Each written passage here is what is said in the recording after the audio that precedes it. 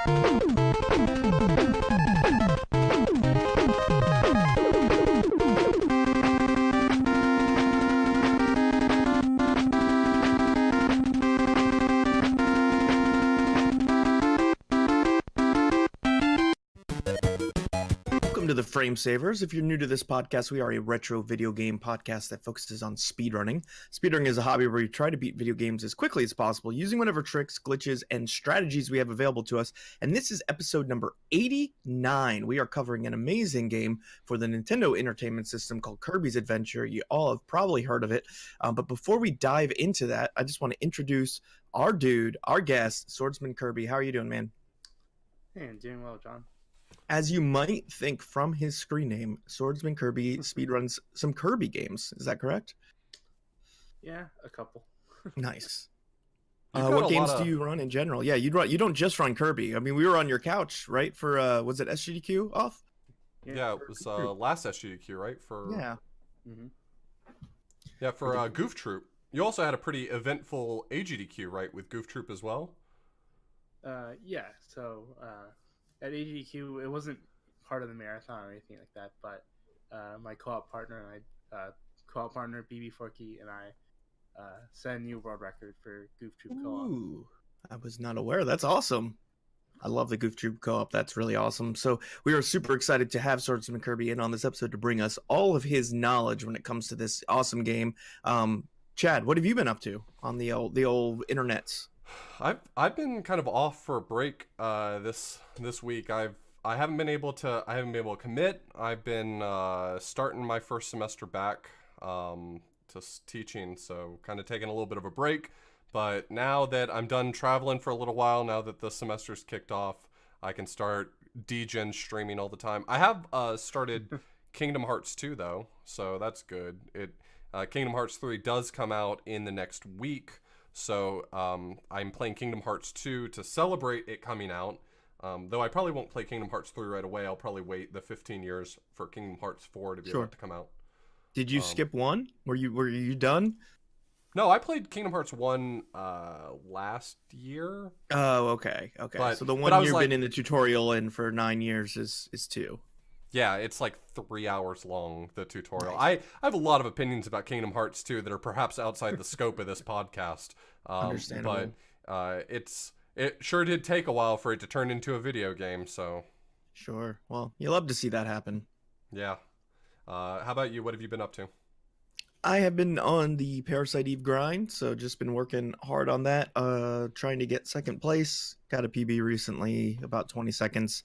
But still 2 seconds off second place. Looking forward to continuing that grind. And then my incentive got met to play Parasite Eve 2 soon. So I'll be doing that soon. Never played it. It's more Resident Evil-like, not action RPG. So I'm excited to check that out. We also had our incentive met for the Frame Savers to play Castlevania Symphony of the Night. So I'm going to have to be scheduling that in sometime. Never played it. You already have a copy of the PS1 version, right? I do. I'm worried about getting too spooked about it, so I've been looking up online trying to buy some more teddy bears, perhaps just have some friends over that could just sit in the background. It's a very scary game, so yeah, absolutely. I'm probably gonna buy the PS4 version to play through it myself, so that at least we have something to compare against. But yeah, and we're both looking forward to it. Neither of us have played it. Huge shout outs to our chat for supporting us on that at the Frame Savers Patreon. We hit our $300 a month, and that means a lot to us. We're really excited. And yeah, I mean, I've heard great things about the game, so I've got some casual play coming up, but I'm going to continue the Parasite Eve grind, and I've got some ideas for some other speed games after that, but really pushing that. We also have some cool speedrunning events coming up. ESA Winter is February 18th to 23rd. You can find that at esamarathon.com/schedule. You can find the schedule there. You can find it at twitch.tv/ESA Marathon. That's kind of the European GDQ. So Oh, I don't think, John, you can't say that. I don't think they like it when you say that.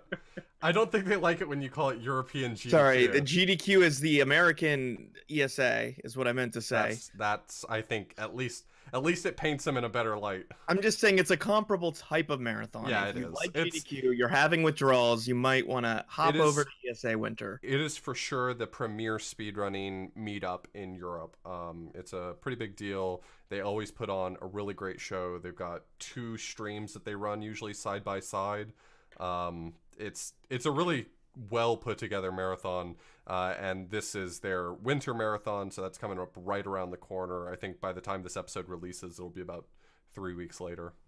We also got Midwinter Speed Sprinter 2019. Gotta love that name. You can't say it without laughing. Yeah, absolutely. It makes me feel like festive for some reason, even though it's only midwinter. It's just like I want to put on some like elf ears or something when I read that name. That's February 22nd to the 24th. So overlapping there, you can get two monitors. Most of us have 2 monitors. You can just put those on there. Put the Framesavers YouTube on your 3rd monitor. Just put that on loop for us if you could do that. That's speedrun.com/MWSS2019 for the, I assume, the schedule. Yeah. And yeah, twitch.tv/Midwest Speedfest. And that's going to be similarly a variety speedrun marathon going on for that 3 days. And do you know where that's located? That is an in-person meetup, which is one of the nice things that's been changing a lot more recently. People have been putting on fewer online only events and more in-person events. This one is located at VGMCon in Minnetonka, Minnesota. So yeah, so you have the East Coast. We know all the places on the East Coast. You got like your New York, some Washington DC, and then you have California and Seattle and all that. And then there's all these states in between. Apparently, I've never heard of them. It's probably one of those. Right. Like a Milwaukee, Nebraska or something, one of those cities. It's got to be close to Texas. That's really the only landmark I know in the middle of the country. Absolutely. So some cool stuff coming up. I'm excited to watch some of those. But this week, this episode that you're watching now, stop thinking about the future. Live in the now for a second. We're talking about Kirby's Adventure. And why are we talking about this game? Well, one, we needed an easier game to talk about after coming back from GDQ, let's be honest. But also, I grew up with this game and loved it a ton as a kid. I actually remember making like a Kirby's Adventure board game, like arts and crafts style, because like I love this game so much. Like it was just so fun to me, and I loved playing it all the time. What were the rules? I wasn't smart enough to make like a real board game. I pretty much just doodled on some paper, but for me it was a board game that I thought about. So I was excited. Okay. But I did enjoy this game quite a bit. It's a very large NES game. We're going to point out later, but it's the biggest released NES game, officially licensed NES game. Wow. At 6 megabits. So it's a really large, full-on, game experience, a lot more robust than Kirby's Dream Land, and a lot of fun. I enjoyed it. I beat it as a kid. But what about you? What's your experience with it all? So I didn't grow up with the game, but I have actually in my adulthood have played through it quite a few times. It's a really, really fun game, and it's one that I've always been really impressed with the speedrun for. I feel like it is a relatively technical speed game, at least that's the way it seems. I'm just waiting for Swordsman Kirby to tell me, no, actually this one's real easy. But it has like a really technical flair to it that I think you got to respect it, because I think Kirby tends to have this reputation for being really easy games, and I think this one does a good job of the speedrun actually giving it some flair to it. So absolutely. Swordsman Kirby, what got you into this game? Did you grow up with it? Did you come upon it later when you got into speedrunning? It was definitely something I came upon from speedrunning. I guess I have this like little project going on. I don't know if I'll ever finish it, but I kind of want to do a speedrun of every Kirby game. Ooh. So, this is definitely a classic Kirby game. It was the first one that introduced the iconic Kirby ability. Copy abilities. Sure. Kirby abilities. But what really got me interested was just watching people who are running it, and it's very different, I would say, from a lot of other Kirby speedruns, as Oth pointed out. And I don't know, just decided to pick it up one day.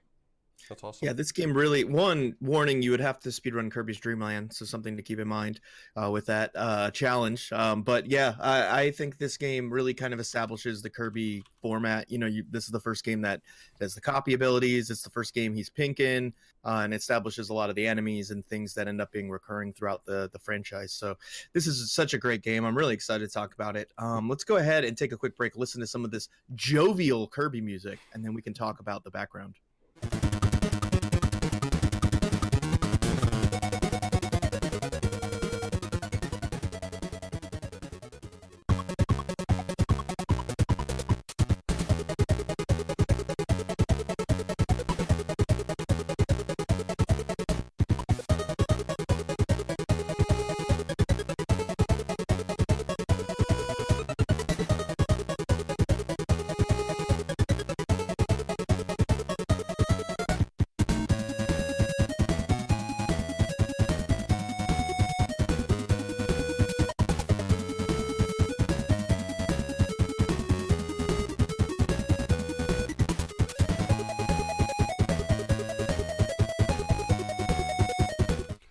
So Kirby gets this reputation for being a relatively easy game. I think that's more by design than anything. So if you're unfamiliar with the Kirby franchise, it's a platformer.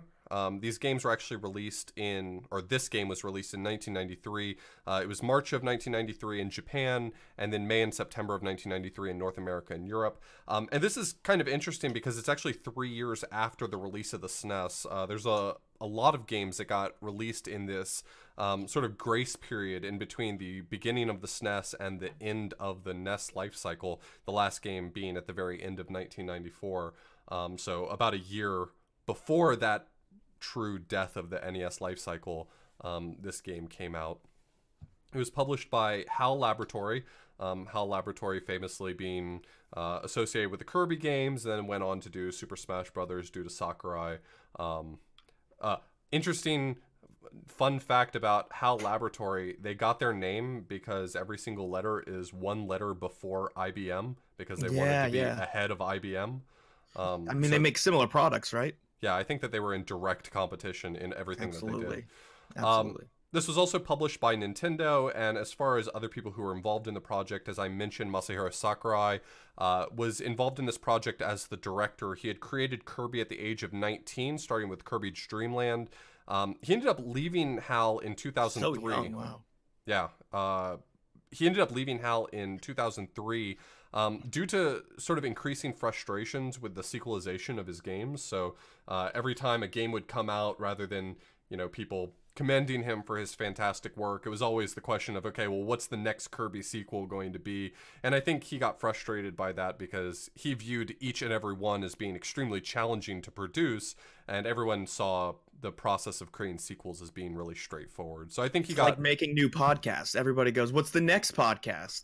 I know. What's the next great? Actually, we don't have people talk to us or even listen, but I could imagine if we were in that situation, how frustrating that could be. Imagine if we made anything that even had a tenth of the popularity as Kirby, though. That's true. Or as cute. So he left in 2003, and the only other Kirby game after the fact that he was involved with was Kirby and the Amazing Mirror in 2004, where he worked as a special advisor for the game. Other people who were involved in this was Satoru Iwata. He was one of the producers for this game. He was HAL's coordinator of software production at the time, and around the time of Kirby's Adventures release, he was promoted to the president of HAL Laboratories at the insistence of Nintendo's president Hiroshi Yamauchi. And this is mostly due to the fact that he had a really fantastic reputation among his colleagues for being a hard worker. He would often come in weekends, holidays, long nights in order to get the job done. He had a specific flair for solving programming problems with the games, and so he had a really great reputation. And for that reason, Yamauchi had suggested that he be promoted to president of HAL Laboratories at the time. And actually, over the remainder of his time at HAL Laboratories, he was involved with sort of stabilizing the company. They were in 1.5 billion yen in debt And he It's like ended up $30, $40 US. yeah. Well, jokes aside, at the time, It's a lot of money. yeah, it's a lot of money. I think wasn't that during the time when Japan had that treaty with the U.S. that 1 yen was worth 1 cent, and it was like stuck there for 15, 20 years, something like that. So that would have Do I still look like been the kind of person who's going to be able to answer that question for okay. you? $15 million, something like that. It was a lot of money. Sure. And then also Shigeru Miyamoto was involved in this. At the time, he was the general manager of Nintendo Research and Development. Obviously, well known for his work on Kirby and Zelda and Mario and all the all of the big hits like those. Yeah. Yeah, he actually, as the general manager of Nintendo EAD, he wanted Kirby to be yellow, actually. That was his thing.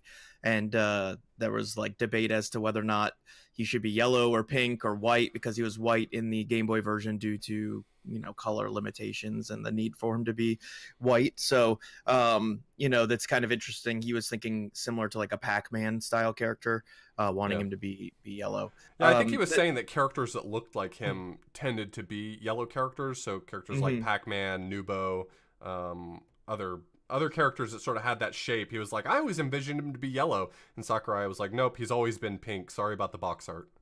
sorry about the limitations of the Game Boy calculator. So this game was posted and remade a number of times. Just two real notable ones. Kirby's Nightmare in Dreamland came out for the GBA in 2002. So that's really cool. It was one of those games that got a new life on the GBA. So a lot of people, I'm sure, even listening to this, probably played it for the first time on GBA, much like, we know a number of people who played Super Mario World for the first time on the GBA, maybe Link to the Past. So this was one of those games that got a second life on the Game Boy Advance. This was essentially a port with some differences. The hidden entrances were easier to find, and actually a lot of the bosses are more difficult. All the graphics and sound effects were actually redone from scratch to be basically optimized for the GBA hardware. So that's really cool that they were willing to do that instead of just port it over. And they added some new mini games and actually co-op with up to 4 players via link cable. So that's really cool. It almost feels like a slap in the face to compare this one to Super Mario World's re-release, because Super Mario World's re-release was like, we added voice lines and we made Luigi look different, and this one's like, we made the game pretty now. Like this, yeah. It was such a reimagining of the whole game. So, but Nintendo had this whole new life for their old games through the GBA, and I think this was a big way a lot of people were introduced to the games that I grew up was through the GBA, while I was off in college doing whatever I did there. I guess it's more like All Stars. I think that's maybe a better comparison. Sure. All Stars was like really revamping the games and making them accessible to a modern audience. But the distance in time is just so much more significant, I guess. Like All Stars came out only a few years after those games were literally released on the NES, and this was like, if you didn't play Kirby's Adventure in back in the 90s, 2002, you're getting a new chance at it. It was also did Nightmare in Dreamland play considerably differently, Swordsman Kirby? I feel like the levels are the same, like sort of the same. They changed a lot of rooms, but the mechanics are completely different. Really? So it's like, like as a speedrunner, it feels completely different playing them. Right. Yeah. Okay. So like different leaderboard. In terms of just abilities, like the main sort of speed abilities are completely different between the two games. Oh wow. Yeah, because that's one thing that's been really good about, for instance, the Super Mario World release and Super Mario All Stars is that with some minor differences that speedrunners love to complain about, they are pretty much the same game. They feel very similar. It's very faithful. So it's kind of interesting if this was a game that you really grew up on, that Nightmare in Dreamland might feel like a really, really different experience. Yeah, I would think, especially as a speedrunner, I would think casually probably wouldn't be too big of a difference. I don't know. What would you say, Swordsman Kirby? Like from a casual perspective, do you think it translates to pretty much the same game, or would you feel the differences too? I think you would definitely feel the differences. They look very, very different, and the mechanics, like I said, are very, very different. Like not just from speedrunning point of view, but also casually. Oh, okay. Gotcha. Wow. There's also this has been ported to a bunch of different virtual consoles, whatever. I think it's kind of boring to go through all of those, but the 3DS eShop did release this as part of its 3D Classics line in 2012, which is unchanged except for the ability to use the 3DS's stereoscopic 3D functionality, which I think is just the thing that basically makes you blur your eyes until everything's in 3D. But there's a category for this included on the actual Kirby's Adventure leaderboard, meaning that it's faithful enough that people speedrun it. It's still a different category, but it's still included in Kirby's Adventure, whereas something like Nightmare in Dreamland would be a completely different leaderboard. So I thought that was notable. But also, obviously, Wii U and all the other virtual consoles, they have sold this game, resold this game to all the Kirby people as many times as they could, and I'm sure they've enjoyed making the money off that. So why don't you, Alter Blues, the man who respects the lore more than anybody, tell us about the lore? Because you were so excited that the booklet had 4 pages of lore. I was disappointed. I thought it could have more. But Yeah, so I looked up the manual for this game, and I was impressed to see that they managed to make a 4-page story about this game. I never knew it, having only played it previously. Did you play the board game I made? I did not play the board game, but I feel like that would have filled that in some makes of the sense. gaps. Yeah, I feel like makes that sense. probably fleshes out some of the characters a little better too. Absolutely. So It's a much darker, grittier thing than you'd expect, though, right? Kirby has a gun, which I think Kirby that's did kind a of, lot of murder, which I thought was surprising. I didn't expect that from him. I but- would have never expected the board game to give Kirby a gun, but here we are. So the short version of the story is that Kirby discovers that no one in Dreamland is able to have dreams anymore, which Dreamland really suggests that that's probably an important part to their day-to-day lives. So I think that did not It's so make him very sad. happy. So Kirby went to investigate the Dream Spring, which is a magical well, of course, for all the dreams of the residents in Dreamland, which was powered by the Star Rod. And he noticed This all when he got makes there, sense so far. It's pure science. This yeah, is when just he science. got there, he noticed there's no Star Rod. Instead, it's just King Dedede in his Speedo, hanging out in the pond, chilling out. And he says, "Hey, what are you doing here, you pink puffball?" The lore also respects the fact that he is pink. And Kirby says, "Hey, what did you do with the Star Rod?" And he's like, "Oh, that garbage. I just broke it into a bunch of pieces and gave it to all of my really rude friends." Wow.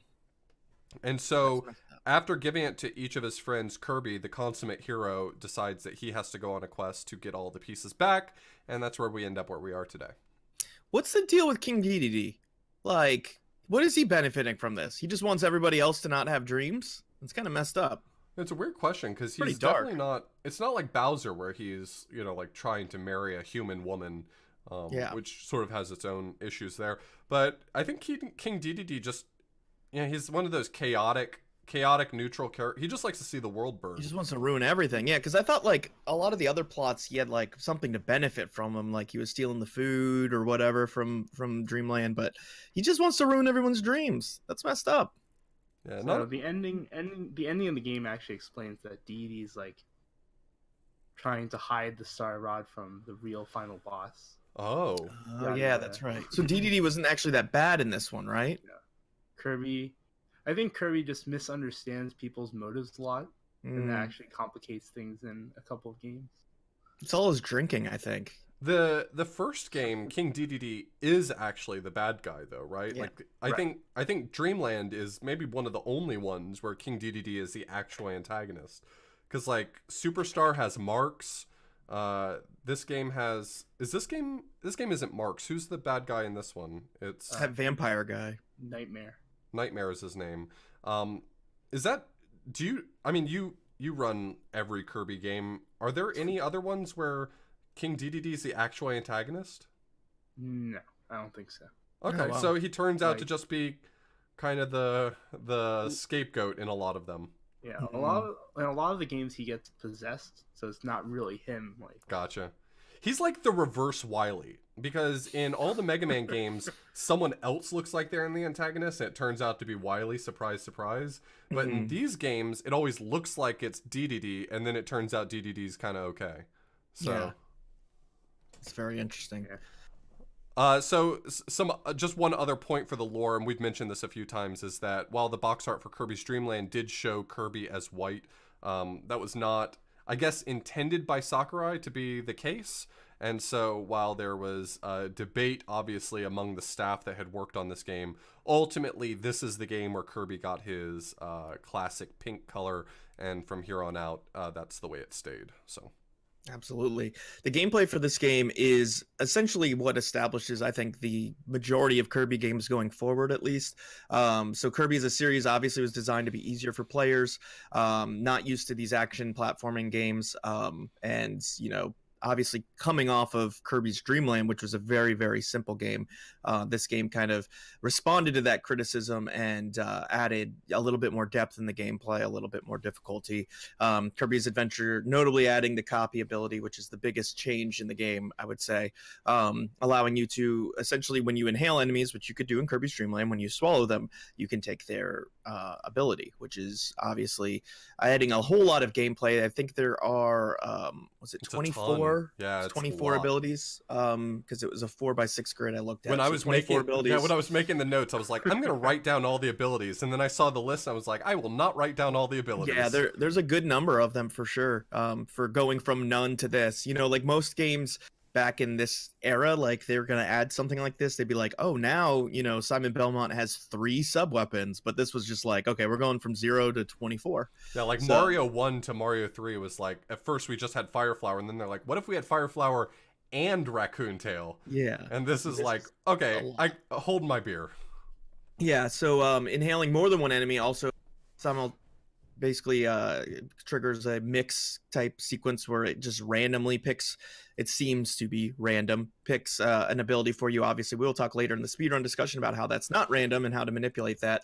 But for a casual perspective, as a kid, you're going to get a random ability. And it's a long game. As I said before, it's one of the largest, it is the largest NES officially released title at 6 megabits. There's one game that's bigger that only came out for the Famicom, and I guess wasn't officially licensed. And I had never heard of it. But it takes approximately 4 hours to beat, according to howlongtobeat.com.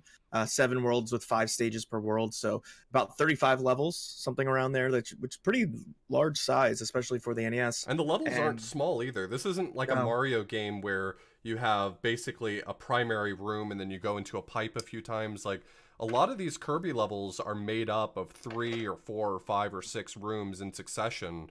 Completely unique screens where you transition between moving horizontally, moving vertically, sometimes relatively large screens with a lot of intricate detail. Like this is not a small game, programmatically speaking. Like as a game, there's a lot going on here. So yeah, it has a cool little overworld kind of screen, I guess. When you're in a level, say you're in level 2 or whatever, and you have all these doors that lead you to the stages, however you want to call them, level stages.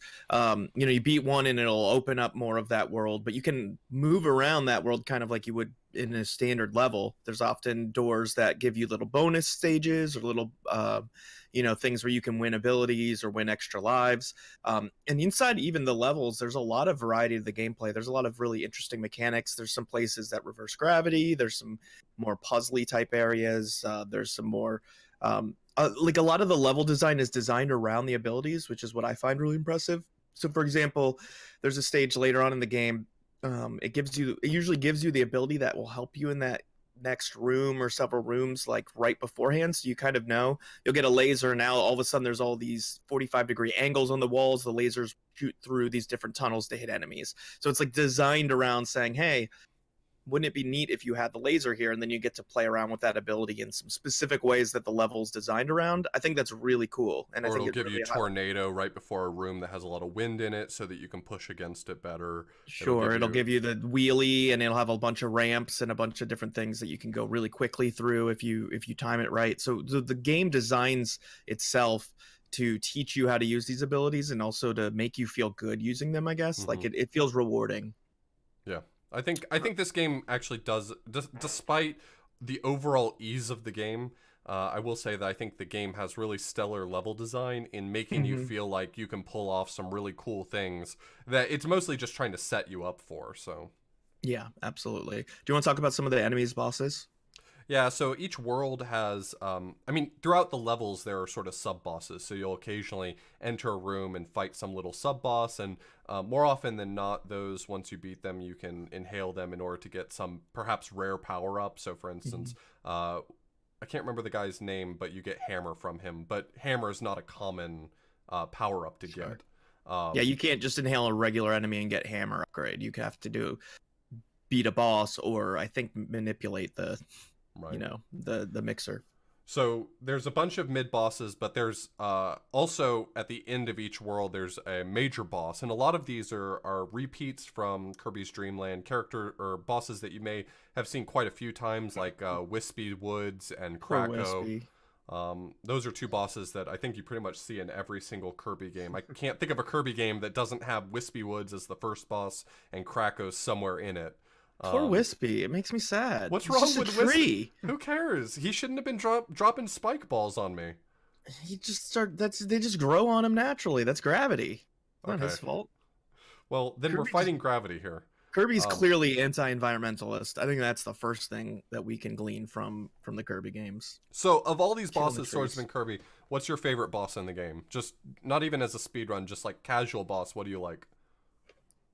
Question. I really like Heavy Mole casually, not in a speedrun setting, but casually. I think it's a really interesting fight. Which one is that? He's the one. Yeah, go ahead. Like it kind of looks. He always reminds me of Shack Tool from Super Metroid. He's like carving his way through the wall. He's got like the long arms, and he's carving a tunnel, and you're like running behind him, attacking him. Okay, yeah.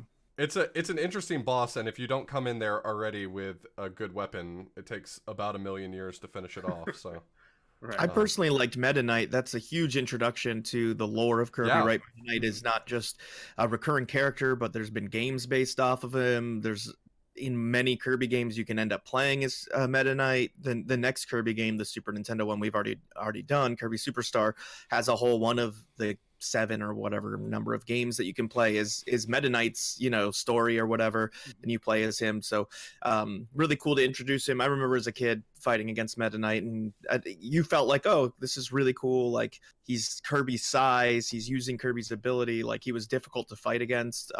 Like, that's definitely a difficult fight casually, especially for a kid. So I thought Meta Knight was really cool. We can come back to the bosses in just a second, but can we talk about the value for a second? Because first off, Kirby Superstar, it's 7 games in one. All right, so Kirby has already established as a franchise, after this at least, it has established that it's important that it provides a lot of value. And I think this game didn't really skimp on it either, because it had a lot of mini games in it, right? Yes. So we had games like Quick Draw, we had the Crane game. What other games were there? There's like the arena. There's the arena that you can fight in. Egg Catcher. Yeah, Egg Catcher. So there's like a lot of these little mini games, and everyone looks at Kirby Superstar and they're like, wow, they put 7 games in there. But Kirby's Adventure did a pretty good job of mixing it up. And on top of being an extremely large game, it had a plethora of mini games as well. So I wonder if those stemmed off of complaints that Kirby's Dream Land was so short for the Game Boy. I could believe that. That's always been my complaint about Kirby's Dream Land. Even as a kid, I could beat the game in like 20 minutes. Yeah, sure. Absolutely. Like, I would sit down and I would play it and the game would be over. And I was an idiot kid. I couldn't beat any game. I couldn't beat Super Mario Brothers. So to beat a game in 20 minutes, I was like, well, what a rip-off. But it was fine that it was easy. It was just short too. Yeah. Like, I mean, a lot of Game Boy games are short, like just as short, but they made themselves challenging enough. As somebody who has had to beat a lot of them, where you kind of have to bang your head against the wall, you can beat Kirby's Dream Land the first try every time. And so I bet, coming off of complaints about that, they probably said, hey, we need to add more value to these games, and started making, I enjoyed the mini games as a kid too. This is something that, I mean, it's really hard for us to talk about as adults who play a lot of retro games and just a different era of gaming. But as a kid, like, adding these little mini games and stuff, I had a lot of fun with them. We talked about the same with Bart vs. the World. Like, most of that stuff we just gloss over now. We're just like, okay, that's stupid. It adds mini games, you can get extra lives. I just want to beat the game. But I think as a kid, I got a lot of fun out of it. As speedrunners, it's easy for us to just ignore anything that's extraneous in that way. And I'm the same way. Even now, even when I'm playing games casually, very often I will completely ignore content like that just because I'm so like dialed into, okay, I'm completing a consumable game. And so I miss out on stuff like that. But there's so much to these sorts of games. I mean, Kirby Superstar did it, but this game did a ton of that. There's so many like side paths to find cool hidden stuff. There's mini games galore. Like, if the complaint was that Kirby's Dream Land didn't have enough, this game definitely turned it on the other end and made sure that it provided your money's worth, I would say. Yeah, and the end of every level, you even get a little mini game with trying to bounce that cloud and bounce all the way to the top to get an extra life. And that was always fun to do as a kid because like the timing was really hard to try and get that extra life, and you'd get up to 3 or 2, and you're like, oh, I almost got it. I would also say one thing we definitely would be remiss not to talk about is that this game does have a lot of hidden stuff, and that does add to the replayability quite a bit.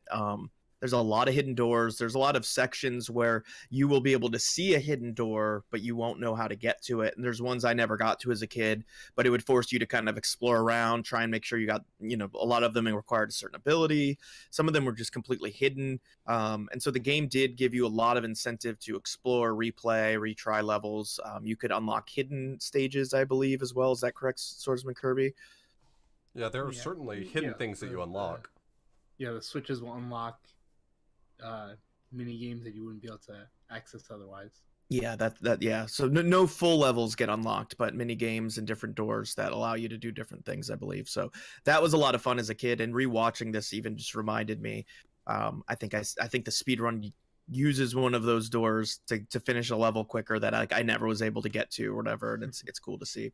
Yeah, so as far as the bosses going back, there's a lot of really good thematic, like whimsical bosses. So you've got bosses like Paint Roller. Paint Roller sort of goes between a bunch of easels and creates enemies to fight you, and you can use them to fight back. And Paint Roller, actually, at least seemingly, was the inspiration for a whole bunch of bosses that came in later games that all basically did the same thing. They would paint something on an easel, and you would have to use that as the weapon to fight against them. Fun fact real quick about Mr. Roller there, because I did some research myself. If you can steal the mic, so there's a mic attack that basically Kirby screams and it hits everybody on the screen. So he'll make one of those. If you kill him with that and you finish that kill in a certain window, like basically like a sprite window size window, like a square, you will keep Mike, and you get like over 200 more uses of it throughout the game, so you can beat the rest of the game using just Mike. It's a glitch. It's not like a Easter egg. And you also get a bunch of category. You'll get a bunch of graphical glitches and stuff while doing it as well. Nice. I feel like there's a severe lack of speedrun category around this idea right here. Like Mike I hold only. Swordsman Kirby responsible. Yeah, personally I do as well. So all of these bosses do end up recurring in one way or another. Paint Roller is the only one I can think of that doesn't recur exactly. I guess, though, what was the name of the other one? Mole? Heavy Mole? Heavy Mole, I guess. Heavy Mole I don't recall reappearing in later games. But Paint Roller, Mr. Shine and Mr. Bright, which is the fight against the sun and the moon. Kracko, that was an iconic one. Yeah, Kracko obviously came from Kirby's Dream Land, but continued to reoccur.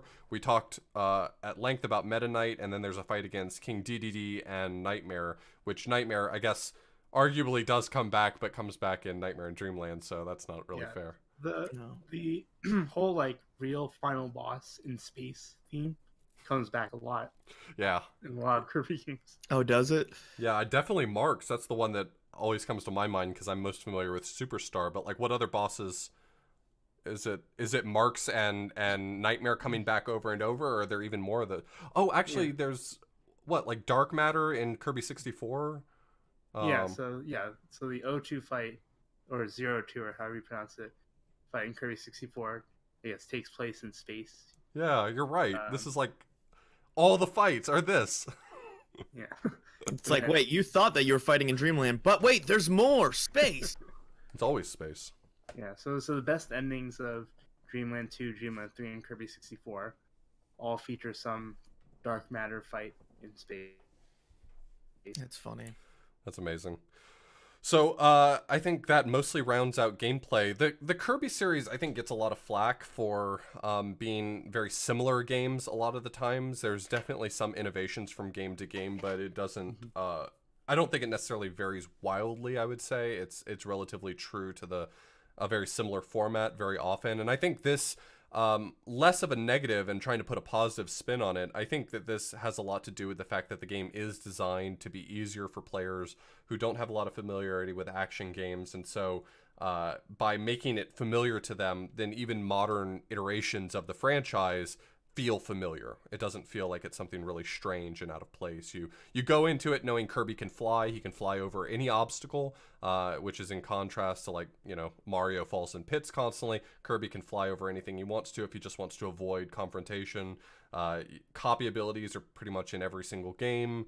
You know, this notion of inhale something and then spit it as a weapon is pretty common throughout. So it's easy to criticize Kirby for being too easy or samey, but it's important to establish that this is the game all the samey games are based off of. Like, this is what established it, really. I mean, the difference between this and Kirby's Dream Land are quite significant. Sure. And this game is kind of the game that every other game has copied since then, and maybe been too similar to, if anything. So that definitely can't be a criticism for this. Right. Moving to some, we've got a lot of fun miscellaneous facts here. Fun facts? Are they fun facts? Will the people listening have fun? They get to decide whether or not they have fun. Okay. For us, it's just facts. Okay, these are facts that could potentially give you fun, but I'm not going to put that pressure on you. Okay, so I guess the first one is the fact that when Kirby was being created, they had sort of a name in progress, but they hadn't settled on one initially. The names were names like Twinkle Popo and Gasper, and there's actually an interview with a lot of the staff.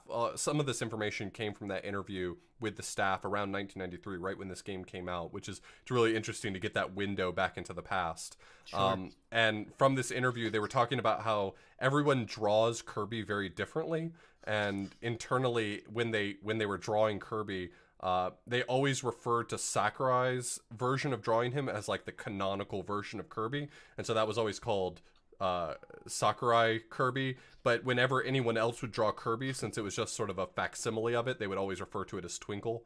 So that's interesting, because the beginning of Kirby's Adventure shows you how to draw Kirby and gives you those 4-step instructions. That's true. You start off by drawing the square, and then you give him the human feet, and then the big manly hands. It does the four-point instruction on how to draw Kirby. So that's interesting that would be a point of reference. I've got a couple of other ones here. So this was named, Kirby was named for John Kirby, who you may know as the lawyer who defended Nintendo against Universal concerning a lawsuit claiming that Donkey Kong had infringed upon the IP of King Kong in the early 80s. So they paid homage to him. I think Nintendo won that one, right? I mean, Donkey Kong still exists from what I can tell. Games came out. Nintendo was still a really small company at the time, so it wasn't for sure that they were going to be able to defend themselves against this. But through the hard work of their lawyer, John Kirby, he had managed to successfully defend them against Universal. Apparently, you cannot trademark Large Monkey. Apparently, more than one company can use Large Monkey in whatever product they're making. As we said, largest official licensed NES cart. One interesting thing: if you take the first level of every stage, it spells Roy G. Biv backwards. Okay. And then if you go through all of the Kirby games throughout time, all of the levels have acronyms through the first letter of their state. Not all of them, but most of them at least. Like Epic Yarn has it, like Kirby 64. Yeah, they all have different ones that say different things. One says like Rainbow, one says like, I can't remember what they all are. I didn't want to write them all down because we're not talking about those games. But so this one says Roy G. Biv, and that's like a weird theme that continued throughout. I found these from... I wish I could give the right reference, some sort of YouTube that's like, did you know gaming, but other, whatever. Go watch all of YouTube. And then stage 7 has a level that pays homage to Kirby's Dream Land. It's like black and white, same graphics. That's really cool. That's not really a fun fact, but it is a cool thing that they harken back to. And I think Kirby's usually pretty aware of trying to like pay homage to like its history in past games, like, which is cool. And then also, as we talked about, just a lot of really cool hidden content. There's like a lot of strange ones that you wouldn't do in a speed run or even a casual play, like the jumping from the cloud at the ends where you try to get all the way up to 1 to get an extra life. If you go in order 7, 6, 5, 4, 3, 2, 1 and do that like 7 times or something, you get 30 extra lives on the spot. So you'll see like of just a ton of extra lives falling on Kirby. There's a lot of weird things like that in the game. So yeah, a lot of really fun Easter eggs and hidden things. So if you're looking for those, if you're a fan of those in games, we don't normally talk about those a lot because they generally don't overlap with speedrunning or anything, but you can, you know, hop on the YouTubes and look for like fun Kirby stuff. You'll find a lot of cool things. So watching the video while we're recording this right now is reminding me, I think one of my favorite things about Kirby's Adventure is that it does pay homage to Kirby's Dream Land. Yeah, I love that level. There's like a whole level that's just a mashup of levels from Kirby's Dream Land, Yeah. and it's all in the original monochrome black and Yeah. white. It's actually really cute. Kirby's always done a really great job of paying homage to its history. I just said that. Were you in- listening to me, or were you Googling on the internet? I was Googling on the internet. Did you You literally just said the exact phrases I said. Like, Oh, I was just gonna 2 minutes say ago. green. you did a good job, though. I agree with you. Okay, Since, well, I, said, that's fine. since I said it 2 minutes ago. Yeah. Sorry, you said that. All right, so let me tell you my This is thought what happens process. when listen, when Chad Listen. has to go on the Google, when somebody brings up something Chad doesn't know, Look, he I'm immediately willing. goes on the Google and he closes his ears. His ears no longer function, and that's Look, okay. I'm willing to shoulder this embarrassment, but I need you to know what I was doing. You said that there was an acronym in every single one, and I And was you had to like, find out what they I were. yeah. wonder what Kirby's Dream Land's acronym was. I still haven't figured it out. It's don't just think 4 there was letters. one. Yeah, I can't make any sense of it, but I'm Yeah. gonna figure out what the hidden message is there. It's probably don't forget to drink your Ovaltine. Yeah, absolutely. So, yes, we both agree that stage 7 level is really fun. I like that it plays homage, and as you said also, I can't remember specific instances, but I do feel like Kirby does harken back to previous titles in future games as well. Does it not? There's almost always a greens level, isn't there? I feel like every Kirby game I've ever played has had a greens level that is exactly the same as the very, like, in structure, it is exactly Mhm. the same as the very first room in Kirby's Dream Land. Yeah, I haven't played enough modern ones to really note, but so yeah, really cool game. Obviously, love the gameplay, a lot of fun. I think still really enjoyable today, even if you're a solid, you know, experienced gamer. I don't think it's, even though it's easy, I think it's still a lot of fun and enjoyable experience, and has a lot of content. The reception. So you had looked up some of these. How was this received back in the 90s when this came out? Yeah, we always try when we look up reviews. We found out we figured out a pretty good way to find older reviews, but the problem is that it's often mixed with modern reviews, and people are really complimentary of old games nowadays. Yeah, it's really frustrating. So I always try to hunt down reviews that were made right around the time that the game released, and they're always a little more honest with their criticisms. It feels Absolutely. like You Which notice like it's like retro games, like some classic games that we all love, like a Mega Man classic game like Mega Man 3 or something. It'll be like 85 out of 100, and then you read like modern like 107 out of 100, changed my life, and you're just like, because it got released for the virtual. I mean, you'd think it would be the opposite. You'd think that a modern perspective on an old game, people would be like, it's okay. But it's always exactly the opposite. It's like back then people had the perspective to be like, I'm sorry, but this is the 4th Mega Man. Can you maybe make him do something other than shoot? Yeah. And absolutely. And all the modern ones are anyway. So here are a few from around the world. Power Unlimited, which is a Dutch magazine in 1994. Who are the Dutch? They are the ones Seinfeld from quote, Denmark. And where's the Netherlands? So Sorry. Power Unlimited. Christ, I'm never going to get through this podcast. Power Unlimited in 1994 gave it a 78 out of 100. Nice. And one of their quotes was, "For the real game freaks, the game is a bit too easy." So, I mean, I think that's anyway, I'm not going to agree or disagree. I'm just going to agree. Kirby's Electronic Gaming Monthly from 1993 said an 82 out of 100. They said Kirby's ability to acquire techniques from eaten enemies is fantastic. And they also had a little bit of a criticism. They said that the colors, though very pastel, do seem a little drab, but don't let that turn you away from a really fun game. This game's so colorful. What are they talking about? I do not get that one. There is a lot of pastel, but also I think that this game has a lot of real style and charm. So who knows what EGM was thinking? But hey, they're not colorblind, and I think it's colorful. Maybe I'm wrong. I don't know. Yeah. You're like, this game's in black and white, John. Well, if it makes you feel any better, I don't think EGM's a magazine anymore, so you win Yeah. at the end of the Hey, day. why don't you learn how to write magazines, EGM? Get owned. Stop focusing on colors. Get dunked. Nintendo Magazine System UK from 19... Nope. I don't know what year, but they gave it a 93. From the past. Man, I just saw 93, and I was about to say it was in 1993. They gave it a 93 out of 100, and they said, what could have been the best platform game on the NES is tarnished by the ease of play. However, Kirby is arguably the best character on the NES ever. Wow. The best character on the NES ever. I think They the ever general put criticism... Shatterhand? Oh, actually, that's true. Kirby was really good in that one. I think the big issue in general is correct. I think that this game does tend to be too easy, but I mean, if you're going to pick either being really hard and really short or fairly easy and substantial, I don't think I mind it being a little bit easy and being a big game, so you get to experience a lot of stuff. I think it's kind of a silly criticism because it's clearly the intent of the game, and it's trying to go to audiences that are not as good at games, like younger kids that are still learning how to game.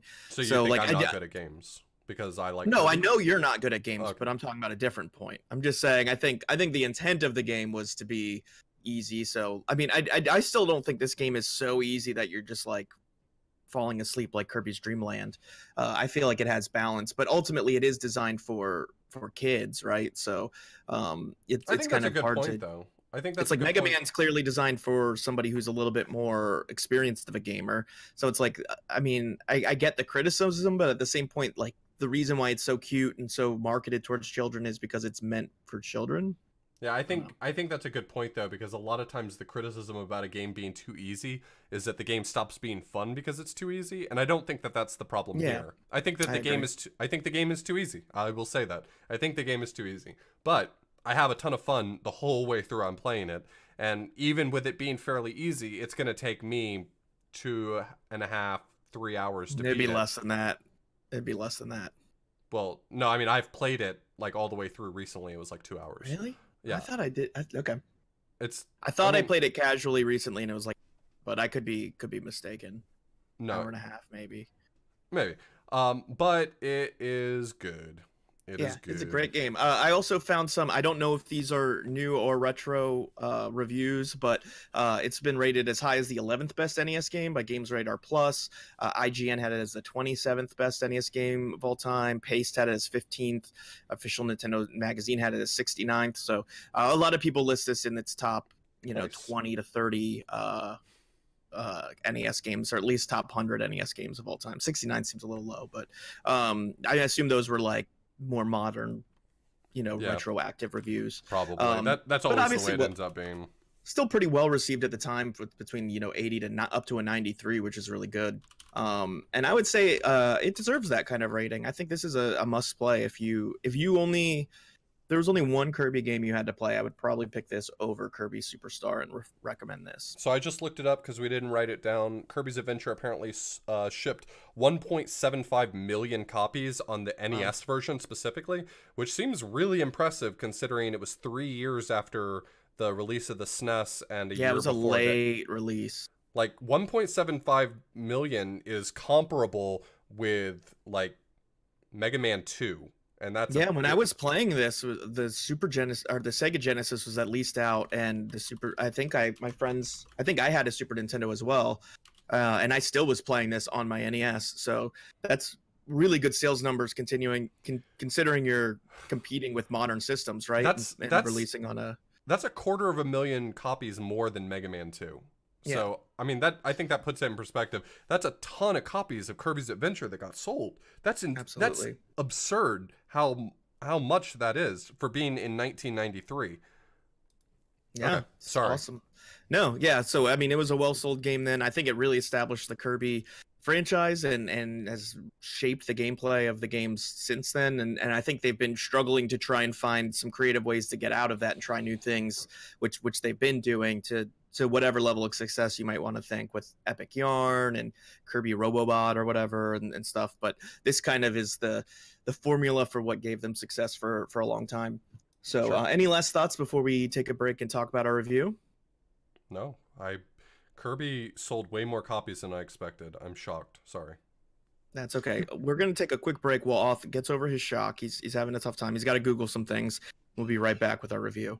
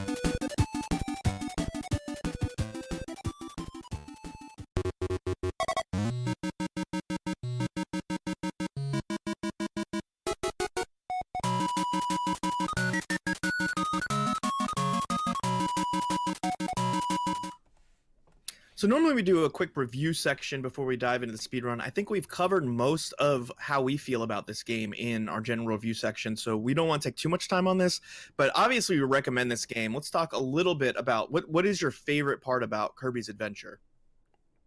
I can start off if you'd like. I love the music for one. Like, Kirby's really good. It's not that it's just good music. They just find such happy, jovial music, and it just fits with the graphical style, which is very colorful in my opinion. Maybe I'm colorblind and it's pastel. I don't know, but it's very colorful. It's very happy, and the way it ties the gameplay, the graphics, and the music together just makes for such a happy experience. So the music for me really does stand out. What about you? I think I would say that the variety of abilities is probably my favorite part. Ooh, yeah. I do enjoy the level design and the way that it plays into that. I think my least favorite thing for a lot of games is when they have really cool mechanics, but then they don't build around them very well, and so you find yourself like, oh, there's this cool slide move I can do, but they don't give me anywhere that I have enough room to slide. And this game does a fantastic job of like giving you wide open space to try out moves that maybe you just got, or even design a room around something that you should have picked up in the room previous. So I think that's my favorite thing. So as a follow-up question, probably for all of us and much more interesting, is what's your favorite ability in the game? Ooh. Gotta SK, think. you're not allowed to just say a speed ability. I like the tornado because it makes me go very fast. Oh no. I'm trying to think as well. Like, I like the freezing one where you turn things into ice cubes and then you can push them across the ground. That one's really adorable. I always was a big fan of the hammer. I liked the hammer quite a bit as a kid, but The hammer is the cool. wheelie is also fun to try and control. And like it's so hard to actually go fast with the wheelie. You always end up bumping into something and banging way back. But there's levels that are designed around it. You're like, I got to figure out when to jump and how to do this. How the level's designed. So my brain is poisoned because when I think about wheelie, I'm like, well, they did it way better in Superstar. Okay, that's fair. But I think this one had a suplex as well, didn't it? From I believe Bugsy? so. Like from Bugsy, or was that in Superstar? Am I getting confused? It's called Backdrop. Backdrop. That's right. Yeah. Okay. But it's the same thing, I believe. It's going to be Backdrop then for me. That's a strong Backdrop for me. Mike's also a strong one too. Lots of fun animations there, silliness going on. What about you, Swordsman Kirby? I think UFO's gotta be my favorite. Yes, it's a speed ability, but I think it's just really clever. Like Sure. there are 4 different attacks with UFO, but really That's they're cool. reusing other attacks in this seemingly new ability, I guess. For sure. Yeah, that's really cool. It changes up the gameplay significantly too, because now it's less of a platformer and almost more like a shmup because you get like full 4-direction movement. Right. Absolutely. Do we have any complaints outside of the difficult? I think we've probably hammered that one home. Yeah, least favorite part is, I mean, yeah, I can't think of anything other than just I wish it were I have harder. one complaint. I'm okay with this, but ending this whole game that's very long, that you're doing all these types of using these abilities and playing standard Kirby gameplay, and then kind of ending with like a shmup at the end, essentially. A lot of games kind of do this. It's like the end of the game ends up being completely different than the gameplay of the whole rest of the game. Looking at you, I don't Bucky know that I'm O'Hare. a big I don't know that I'm a big fan of that. I mean, like Super Mario Land did that, although they at least had multiple stages where they had the shooter mechanic. Because you're in the they have multiple ones for sure. But I don't know that I'm a big fan of saying, okay, here's the final boss, now we're shooting star rods in space and we're a shmup basically. It's a hard fight too. It's like a really difficult fight casually. The nightmare fight, considerably harder than the rest of the game. But how about you, SK? For me, it has to be not just the lag, but how it spikes in certain places.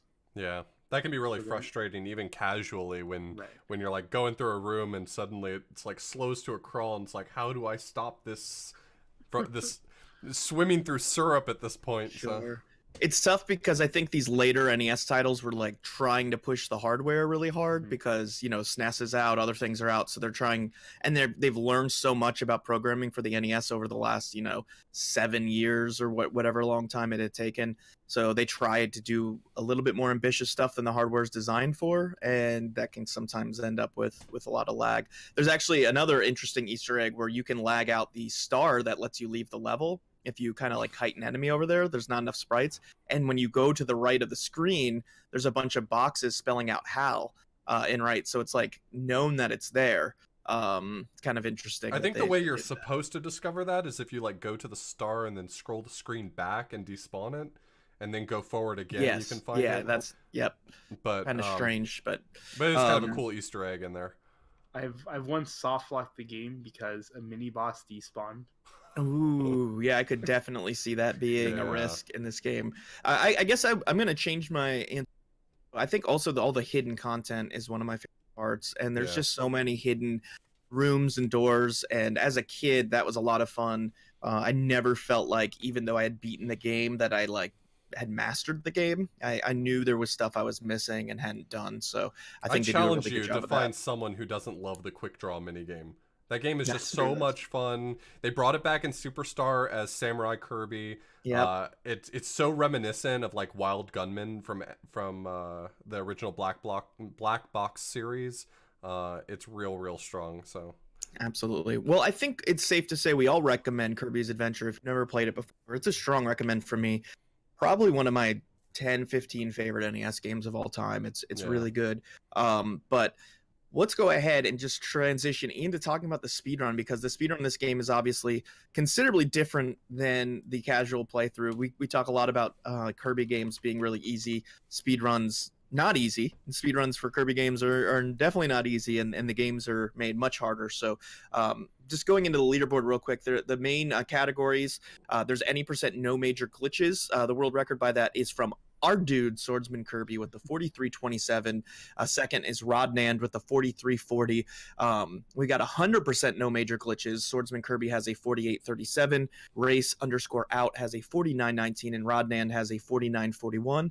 There's also an any percent category, Infested Reach, with a 44.3 seconds. Understandable why the major glitches are not allowed, why new categories are made. And Joka has a 45.6. Can you tell us what is included in 100% no major glitches? Is it just all levels? Is it all mini games? Yeah, so there are, like, I think we mentioned a little bit earlier, but there are switches hidden throughout the levels. They unlock like different rooms in the overworld, but you don't actually need to visit those rooms. You just need to hit those switches. So you basically need to unlock all the 17, doors. I think you said it was 17 switches. Something like that, yeah. Yeah. Yeah, that's interesting. I mean, it only adds 5 minutes to the run, so it's not like a crazy amount more, but it's cool that you have to optimally get these switches throughout the game that, you know, you'd be trying to get in a casual experience that you'd know are there. So that's a lot It's of fun. kind of interesting as well because a lot of times 100% categories, especially for like adventure games even, ends up being like find all the heart containers, and so it makes the run more consistent and more safe. And you kind of get that as well for 100% no major glitches because in 100% every time you hit a switch, doesn't it refill your health as well? Right.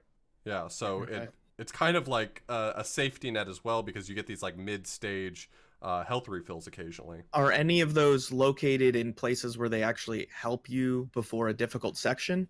Right. So, for example,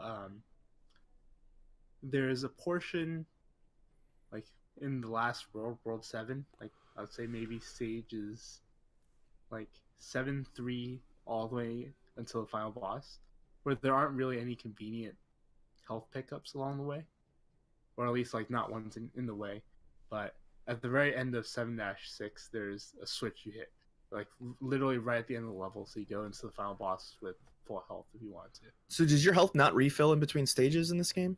No. So it refills after bosses. Okay, but not after stages. So yeah, that could other than definitely be that- very useful. Right. Other than that, it's just switches and health pickups along the way. Does it And also, change the like, strats appreciably? I mean, I know that when you take damage, often if you take serious damage, you'll get your power-up knocked out of you. So I feel like there's probably not a ton of intentional damage boosting. But are there very many strat changes where it's like, well, I'm going to have a little more health so I can afford to do something different somewhere? I mean, some places I guess you'd play a little bit riskier. Okay. So taking damage of any kind, you do lose your ability. And in Kirby's Adventure, which they changed in later games, your ability star bounces away from you very fast. So it's pretty difficult if you're not expecting a damage to actually get your ability back. Sure. Yeah. So this game also has had a couple of appearances at GDQs. Way back in SGDQ 2012, Rom Scout of Soten fame, and it's been involved in GDQ for a long time. It had a 46.21 with an any percent run, essentially. AGDQ 2014 Controller had a 52.28. And then at SGDQ 2018, this past year, Swordsman Kirby did a 100% NMG run in 49.06, which is crazy. That's only, less than 30 seconds off of your world record. So that's a really good run for a marathon. You must have been pretty pleased with that. Yeah, I was definitely really happy with that one. Actually, at the time, my PB was only 10 seconds faster, so it was really close to That's amazing. the world record at the time. That's it's awesome. It's always nice when you can show it off on that caliber. I mean, I don't think anyone expects you to play super consistently at a GDQ. A lot of people bring marathon safe strats or otherwise are playing maybe a little safer, but being able to play at that caliber, right that close to your PB is just amazing. Absolutely. So let's go ahead and dive in just to kind of the speedrun discussion in general. There's a lot of tech in this game, I feel like, and I want to hear about it. So I'm gonna hand it off to my dude Author Blues, who is gonna ask the right questions. Yeah, so I think this game comes down to a lot of really interesting movement tech. So I guess let's start off by talking about basic movement, like sliding, and then transition into movement with power-ups. So what is the basic tech around like just sliding in the game? Because there is a lot to just getting that right. Right. So, sliding is basically like a burst of speed, and you decelerate very quickly. So one very common optimization in, I guess, earlier Kirby games is where you slide off a ledge, and so you get the fast part of that sliding speed. What's different about Kirby's Adventure compared to a lot of other Kirby games, I'd say maybe it's the only one with this property, is that you don't actually slow down when you're in air. So if you get that really fast sliding speed, you're just going that entire speed until you hit the ground. Oh wow! And so, So you only do a slide off a ledge and then turn into your floating animation, and you keep that speed even though you're floating. Is that how it works? just like not even floating, just regular okay. speed. And then one common thing, if you have space to do, is that you just start bunny hopping, because anytime you're on the ground, you do start decelerating. So people are just trying to stay in the air as much as possible off of the slide. Oh, that's really I interesting. remember watching your 100% NMG run from SGQ, and you were talking in that run about how if you're watching like resets of this game, it can feel a little samey to watch because the first 10 minutes or so of the game is just optimized movement with the twister or tornado, sorry, the tornado ability, and so like I feel like it's really easy to look at the tornado ability and think that it's really straightforward, but that's actually a pretty challenging ability to use, isn't it? Right. I would say it's very unintuitive at first. Like once you get used to it, most of the places it's pretty straightforward. So the way that the ability works is that you press B, it lasts for a certain amount of time, and you hold B to have it rise and let go of B to have it sink. Okay. And So it's almost you like probably have to get swimming at high speed. Yeah, and you have to get used to essentially how long it lasts for, right? Knowing when it runs out and where you are going to be, where the enemies are, and where you can start it back up again to get to. You can use it to vertically, climb up to ledges, and so that's kind of different than a lot of, I guess, movement tech for, something like, say, that fireball dash that you can get. That only goes directly horizontal left to right. But this, you can move left to right, but also up a bit to land where a door is, or maybe avoid a pit, avoid an enemy, something like that. So it's very versatile. Yeah. I think most people who play with Tornado casually have a lot of experience just bouncing off of walls over and over because I feel like that's how you end up using it a lot. But watching someone be good with Tornado is actually really impressive to see. And I think what you're saying is that it has a lot to do with just understanding the unintuitive nature of how to control it, because I don't think I ever realized that holding B was even a part of it. I think I probably thought holding up or down would do something and never really worked out the mechanic there. It was really cool to see watching your speed run, because I had been under the impression, and I haven't seen Kirby's Adventure runs in a while, that most of it was UFO glitch, like using the UFO throughout a lot of the levels. So to see the tech with the tornado was really interesting. And I thought I was watching Twister 2, actually. But apparently I was watching Kirby's Adventure speedrun. But I was happy to see that. It makes the run a lot more interesting to me than UFO, which is, omnidirectional. You're just flying around. So that's pretty cool. Is Twister faster than... God, now you've got the word twister in my head. Is Tornado faster than UFO, just movement speed-wise? I believe it is not. Okay. So if you were to do like UFO... Good. It doesn't have the like stopping and starting. Gotcha.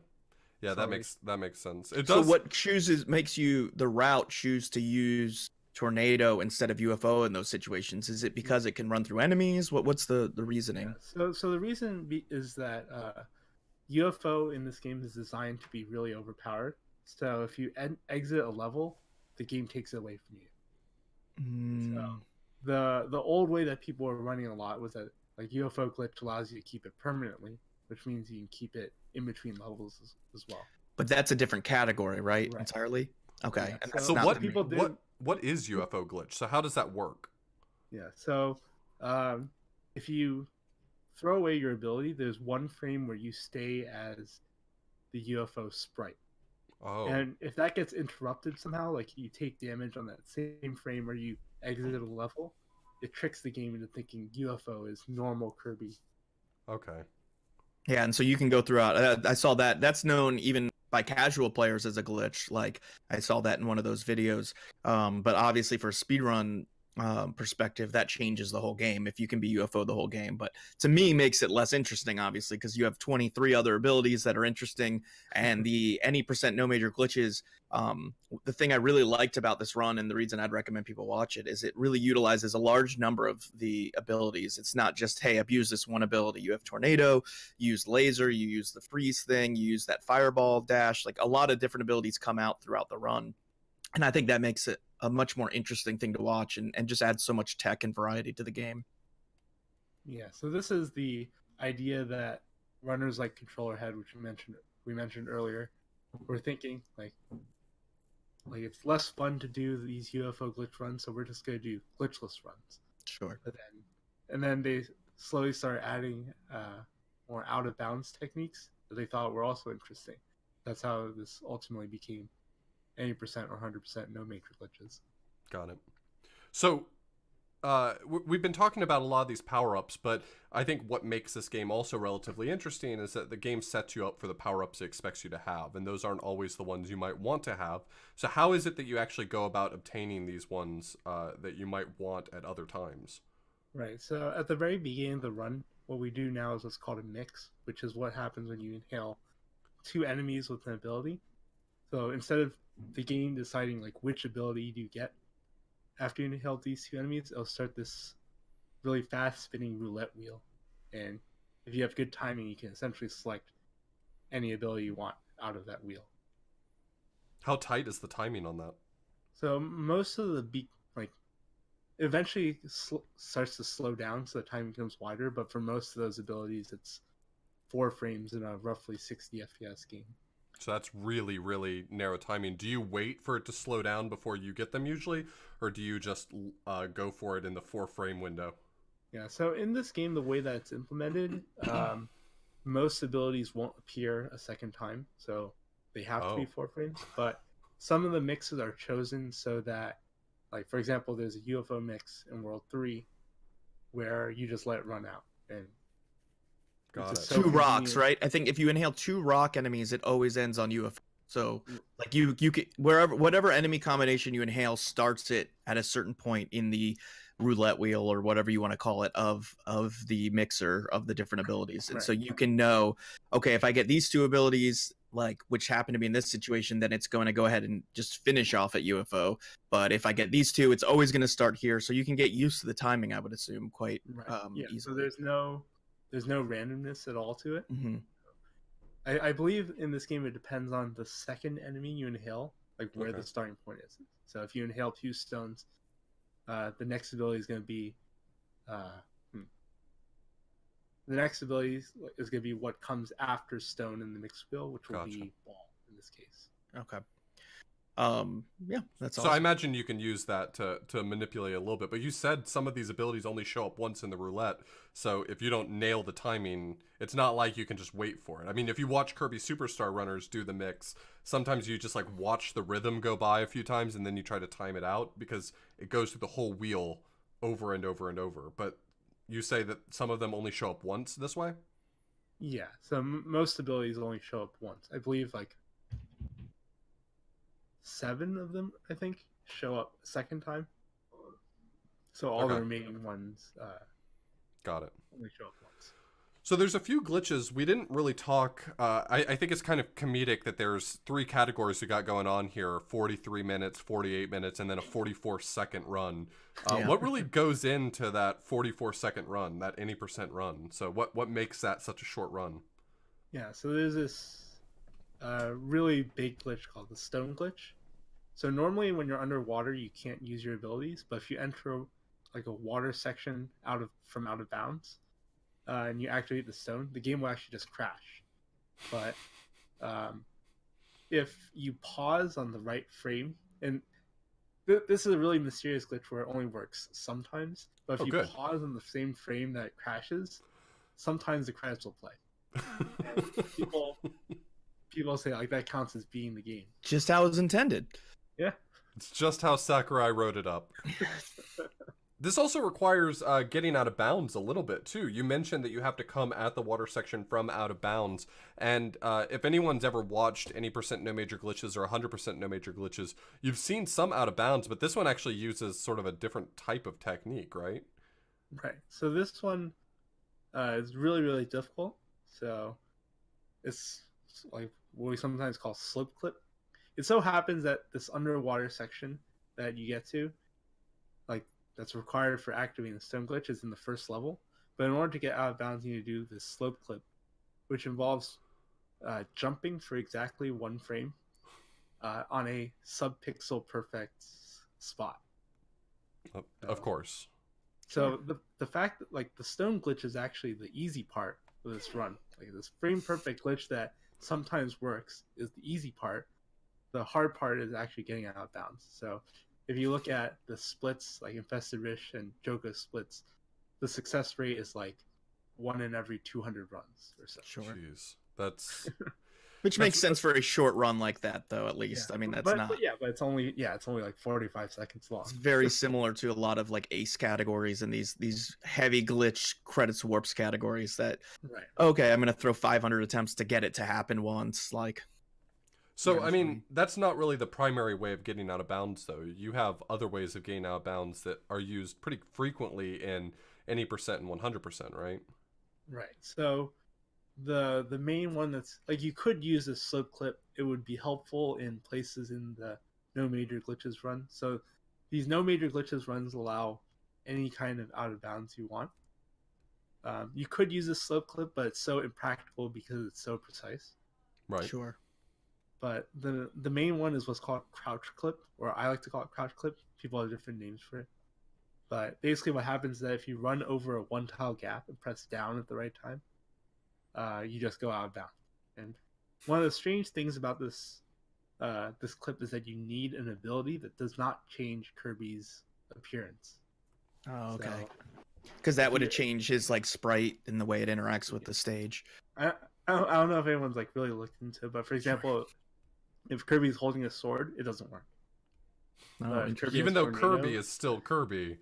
Yeah, Kirby is still Kirby, but it just stops working mysteriously. That's funny because it's not like you're talking about UFO where like Kirby changes entirely. This is just like this is just a Kirby's sword. normal Kirby running with a sword over his head or a hammer over his head.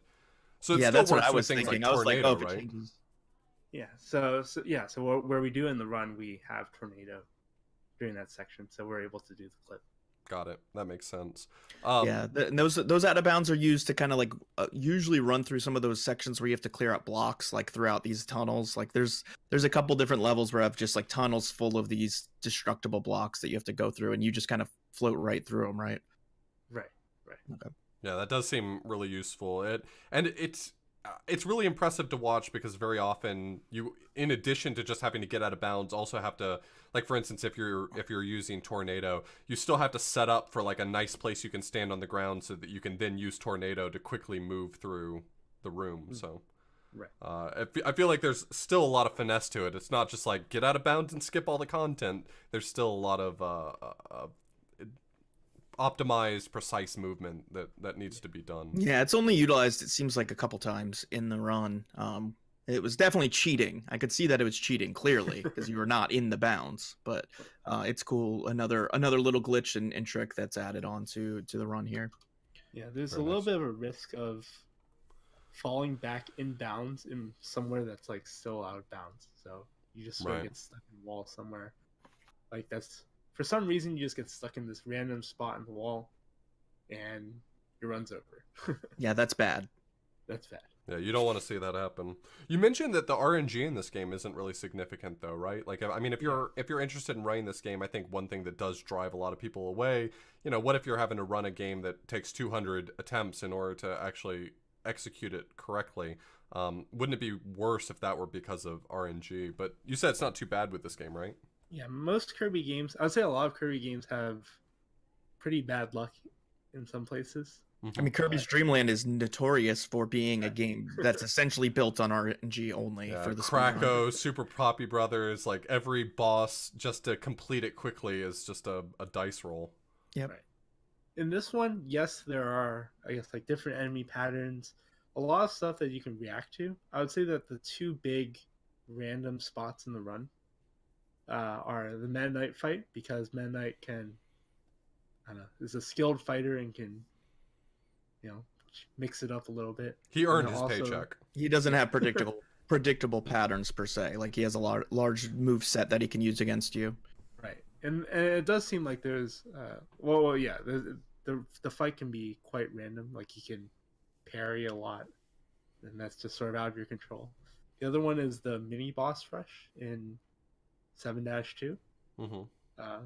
Bosses sometimes like in Nightmare and Dreamland, that level is like way worse, but in this one there's still a little bit of randomness to it. There DD used to be like DD being at the end of the run used to be quite a random fight, but nowadays we have a manipulation for that fight. So Yeah, that was an interesting fight because you use the ball, which you don't use any other time in the run, right?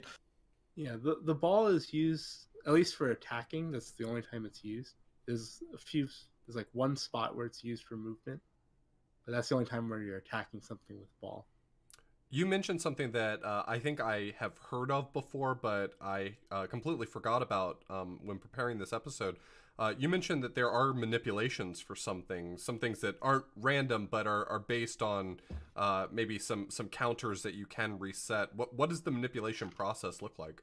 Yeah, so basically in the middle of the game, like for example, there's two spots where we do it. One's at the beginning of the run and one's at the DD fight. So say for the DD fight, we beat that Dreamland retro black and white level, and then we reset once the game saves. So you reset the console, or soft reset. Sure. Yeah. So we soft reset the game using a button combination, and then that sort of initializes the random number generator.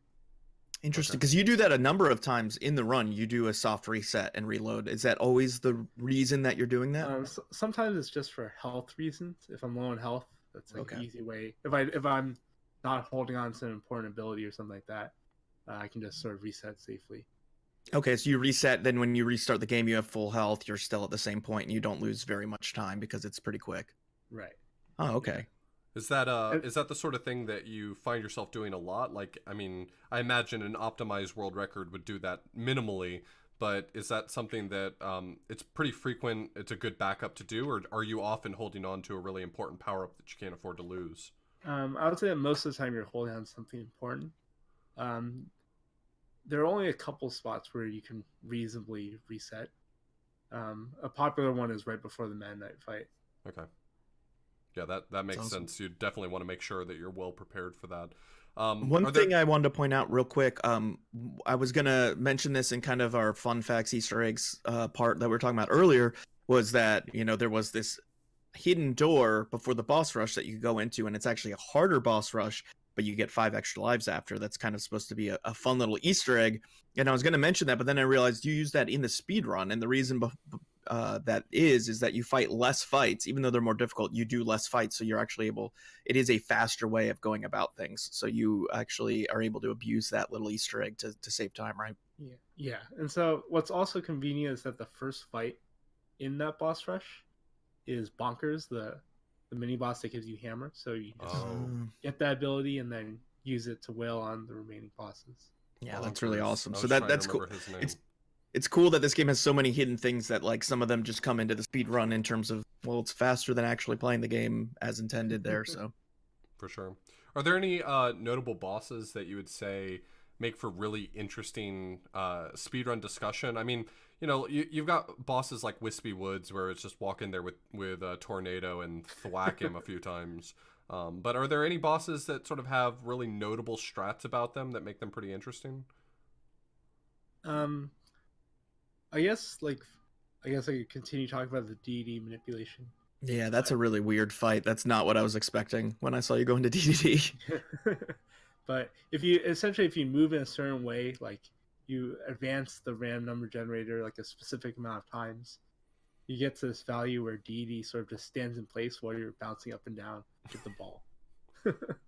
Yeah, so and even though he does like jumps to get up to the top of the screen to start an animation, like the manipulation is such that you're in the right place during that to hit him when you're up top, bouncing up and down as the ball too. So oh wow, like basically keeps him on the right side of the screen, which is really cool. Yeah. Wow. So the thing about the ball fight is that if you're like inside of the hitbox, you're gonna take damage. But if you're at just the like very edge of it, you can bounce it up and down safely. So it's making sure that you maintain that distance away from DD the entire fight. That DDD fight's very similar to the one from Kirby's Dream Land as well, right?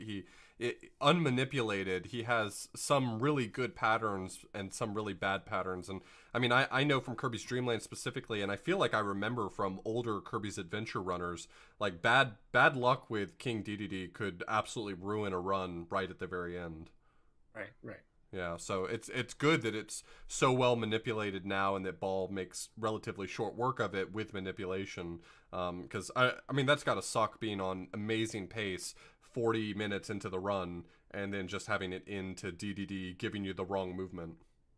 Yeah, yeah. So that's really nice that the randomness from that fight's been completely taken out nowadays. How recent was that that manipulation found? I feel like I don't remember a lot of older runners having that luxury. A week before the SGDQ run. So Oh wow. this was Within the last year, yeah. I think one of the cool things about Kirby's Adventure is, at least as I've seen throughout time, the Kirby's Adventure run improve. It always feels like one of the big pieces of the record-changing hands is the discovery of new tech. It's so often with games that it's just like someone comes along and is willing to put more effort into it or optimizes a little better. But it does feel like everyone who has come along in the game has laid their hands on it and brought something new to the run. I think Link Dead, when he took the record, he had brought a lot of really new optimized movement. Race Out had come up with new strategies, and then you're here with a lot of new stuff as well. It's kind of nice to see changing hands, but also changing strats as well. Mm-hmm. That's really Absolutely. cool. So I guess lastly, if we wanted to watch this run at this point, if there's anyone out there who wants to see some hot Kirby's Adventure action, who would you say is the active runners that we should be checking out? Yeah, so there are I believe there are 3 Japanese runners that are active. I don't know how frequently they stream and stuff like that. But if you look up on the leaderboards, there's a runner named Ushu, a runner named Su, and then there's another runner. I don't think he submitted his times name. I don't even know how to pronounce it, but it's spelled like EALDGYTH. Oh wow, what a mouthful! I have no idea how to pronounce it. And there's also a runner named Doc Nero from Canada, who's also working on the game as well. Okay, Awesome. They pushing in. Looks like they're going to be coming for your record soon. You gotta keep an eye out. So he's not worried. He's not worried. He has a steely face of determination. I can't imagine someone like with a name like Swordsman Kirby would worry about his status in a Kirby game. Sure. So I guess my last question is, I've always found this to be a really impressive looking run, and I think the nature of really impressive looking runs is that sometimes it can feel a little bit daunting. Would you say that this game is relatively straightforward to learn or not? And in either case, how would you suggest someone go about actually picking this run up? I think it's not too difficult to learn. I think you have to, like, it's not a run where you can just sort of semi-blind like play through it. Sure. Definitely take some nowadays, practice. Yeah, nowadays with the sort of heavy emphasis on tornado movement, it is something that needs to be like carefully memorized, I would say. Right. But once you get it all down, it becomes a very smooth process. Like I was saying, like the first 10 minutes of it is all tornado, and then to experienced runners, this is starting to get a little bit tedious almost. Sure. Are there any tutorials or good resources people can go to learn the run if they're coming in fresh?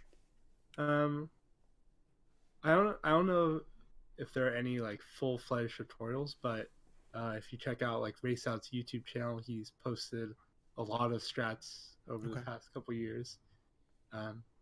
You can always talk to someone in the Kirby Discord about it, something like that. For sure. There's a dedicated channel specifically for Kirby's Adventure discussion. Awesome. Well, obviously a really cool speed run. I was really excited to see how it's evolved. I think it's more interesting than it used to be with being primarily UFO, and really does utilize a lot of these different abilities and different tech. So, Swordsman Kirby, where can people find you? Are you still doing active attempts of this, or are you moved on to another Kirby game? I might be back to do 100% again someday, but you can find me at twitch.tv/swordsmankirby or at swordsmankirby on Twitter. Okay, we'll definitely go give him a follow, and we're gonna go ahead and take a quick break, listen to some more fresh Kirby music, and then we're gonna hop into your Q&A.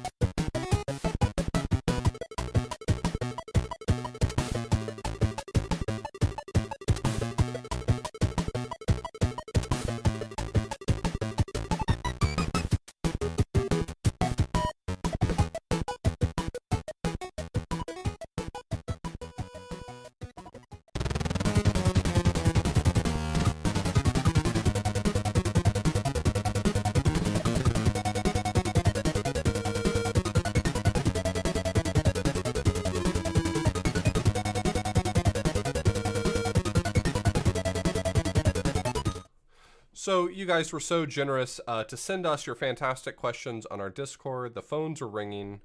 People were calling in saying, we want Swordsman Kirby. We want Kirby's Adventure. Thank you, finally, for doing an episode on a good game. And so we brought all of the best questions we could find. We pared them down a little bit. And so we're going to start off with Alt Insider, friend of the podcast from his podcast, My Insane Pace, another cool speedrunning podcast that focuses more on people in the community. Alt Insider asks, first-time caller, long-time listener, Swordsman, after you take a shower, shave, and generally get ready for the day, do you ever just look in the mirror and say, you have a good day, world record holder? Sure. Yeah. So he says, I'll hang up and listen. So he hung up the phone now. He can, which is good, because if not, you hear the reverb radio. Yeah, you don't want that. Yeah. I guess. And he says, sure. Is that a big burden for you, being the world record holder in so many obviously highly contested games? Do you feel the pressure on you to defend these records? I don't know. Kirby's Adventure has changed more hands than I think a lot of speed games out there. So more competitive than any world records I have. I'll say that much. Yeah, I would like to second that one right there. More competitive than any run John's done. Wow. You're supposed to take that on yourself too. It's called humility, my friend. I'm not looking to be humiliated, so I'm good. I guess it's interesting because it does feel like you are really good at a lot of Kirby games. I mean, you know, if I can just avoid making the obvious joke because you're named Swordsman Kirby, it does feel like you get really good at Kirby games. So I feel like that's got to be a big burden. That's why I was asking you. You know, you got your eyes on these Japanese runners. You gonna come back if they fight you for it? I mean, I don't know. I feel like when I'm active in a game, there aren't too many people active at the same time. So sure. Yeah. The one particular game that I traded the record with a lot for was Kirby Squeak Squad. That had a couple of trades, but I haven't really experienced something like that in other games, I guess. Sure. Yeah, it is sort of interesting sometimes when you have a game that is contested, but it's really like temporally stretched out. It's like Right. no two people are working on it at the same time, but it does still feel like it changes hands over You a have like really, a really 30, long 40 timeline. person leaderboard, but nobody's really active, or one or two people are active. Like even for Sure. Parasite Eve, that's a 20-person leaderboard. I'm one of maybe two people actively doing runs now. So it's like, even though a lot of people have attempted a game, doesn't necessarily mean that right now it's there's people down your, chasing you down from behind, or hot on the chase. Sure. Okay. Kirby's Adventure has had a long history. It has. A lot With of names over the years. a bunch of prominent Absolutely. names have exchanged the record over time, so... Yeah, I had no idea LinkDead ran Kirby's Adventure, so that's really funny to learn. He was the one who took the record initially from Controller Head, wasn't he? I had no idea. I think he Man. was. Way back in the day, he came along and was the first person to beat Controller Head, and then I think that's where Race Out jumped in and owned the record for a little while. So Yeah. Absolutely. So Liz on Discord asked the question: do you dislike Nightmare in Dreamland, and why? Obviously, the question is leading to the obvious conclusion that you do dislike Dreamland, and she wants to know why that's the case. So why do you hate Dreamland? Was that question about Nightmare in Dreamland? Yeah, Nightmare in Dreamland. For some reason, I get this question a lot because I ran Kirby's Adventure and then the other GBA Kirby game, and people will always ask me, like, if you're gonna run every Kirby game, why are you avoiding Nightmare in Dreamland?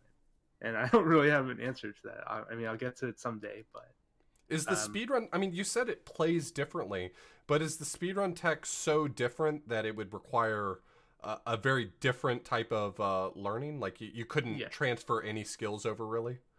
yeah, I would say that they're just like two completely different speed games. That's actually incredible.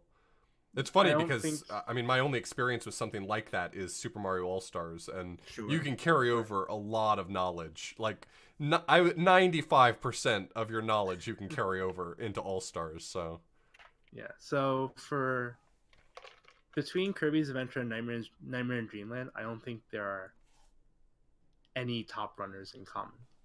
Yeah, that's crazy. That's a real surprise, considering, I mean, there are games like that, like Alien Syndrome's a random one, but the Sega Master System version is completely different than the NES version. But those are like across different platforms. This was like a re-release, so you'd think that it would just have so much overlap. It's really surprising that it doesn't. Next question we have is from Andy J. Retro. He says, where does Adventure rank in the meta of Kirby speedruns? Is it above or below Superstar? Do you refuse to associate with Dreamland runners? yeah, I think I think this is actually kind of an interesting question because the speedrun community does sometimes feel like it has tiers of speed games. Like there's obviously the very top tier, the most contested, most popular runs like Ocarina of Time, Super Mario 64, Sunshine, games like that. And then you can kind of go down the list and you can see how games like stack up against one another. And it feels like, as someone who runs no Kirby games, so this is just a complete outsider opinion, it feels like Superstar is the preferred speed game in a lot of ways. You get a lot of people who aren't Kirby speedrunners who are Superstar speedrunners. And so it just feels like it's on a different tier. I'll tell you right now, I don't even run Kirby's Adventure, and I refuse to associate with Kirby's Dreamland speedrunners. So I got to imagine the answer is yes. Is there anyone who associates with Kirby's Dreamland speedrunners? Yeah, so actually, Controller had the Dreamland record for quite a while. Yeah. And Funny fact, I'm considering Dreamland to be a game I learned this year. So, I mean, I've learned Dreamland. Race Out's learned Dreamland. But I think, besides that, I think that's it's a real different speed game. It's like well, it's like 12 minutes long, and it's like 100% RNG the whole way. So I don't envy anyone who takes that burden on themselves, John Carls.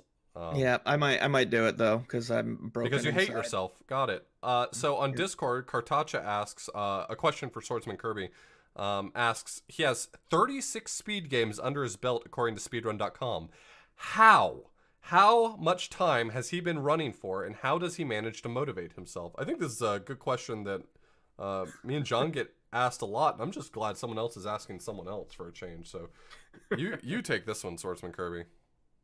Well, there was the project, like the Kirby speedrunning project of mine, where I tried to like run all quote unquote Kirby games.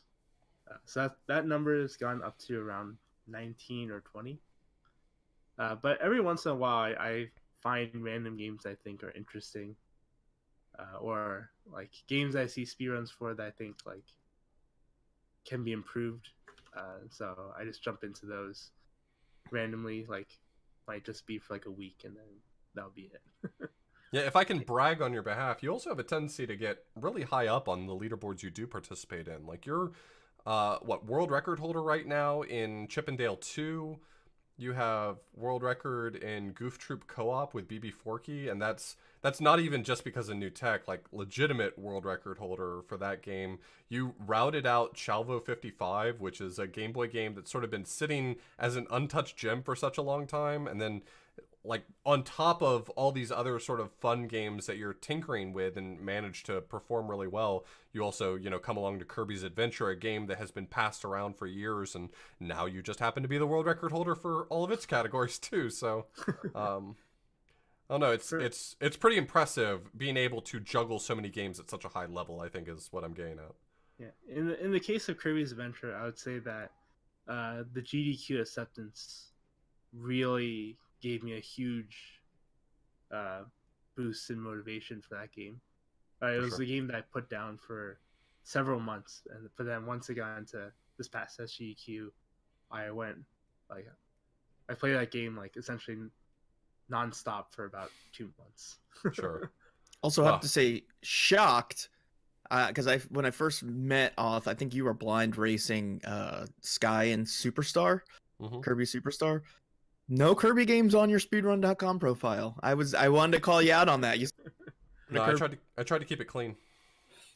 Yeah, at least you don't leave the evidence behind. At least we know that. So I just won't let anyone know about it. Don't look up my old PB tracker account. I feel like maybe there's a dark Author Blues, like dark side of the internet where we could find all the runs he's actually ashamed of, which has to be a pretty rough bar considering. Yeah, I actually have a page where I keep all of my speedruns I'm ashamed of. It's called speedrun.com. Okay. I see what you did there. No, actually, right now there's a huge bounty on a Kirby Superstar practice ROM that Kaizoman is working on.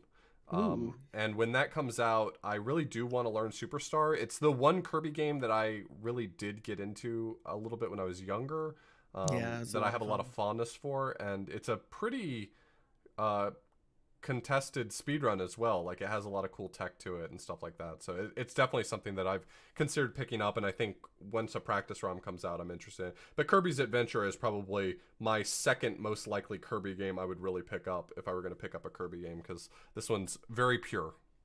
Absolutely. So thank you again always for all of your great Q&A questions. You all have been really stepping it up lately. You can post questions there on our Discord. We generally release what episodes we're doing a few weeks in advance, so you can go ahead and get your questions prepared. You can find links to that and all of our different content at theframesavers.com.